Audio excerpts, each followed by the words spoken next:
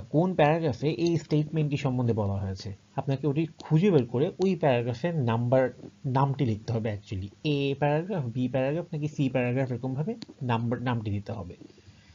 দেন আসছে matching information with paragraph choosing to best answers. এটা মানে হচ্ছে বেসিকলি আপনাকে একটি এমসিকিউ দিবে, কিন্তু সেই এমসিকিউটি এরকম থাকবে যে টোটাল প্যাসেজের যে আইডিয়াটা ক্যারি করে তার মধ্যে দুটো আইডিয়া আপনাকে অ্যান্সার হিসেবে লিখতে হবে।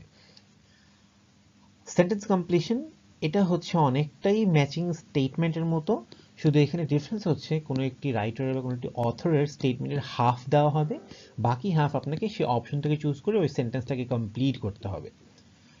লাস্ট যেটি হচ্ছে কখনোই এখন আর আসবে না, সেটি অ্যান্সার কোয়েশ্চেন। এটি আসতো অ্যাকচুয়ালি ওল্ড কারিকুলামে, হুইচ মিনস এটিকে আমরা ক্রস করে দিতে পারি, এটি কখনো আর আসবে না, বাট আগে এরকম অ্যান্সার কোয়েশ্চেন্সগুলো চলে আসতো।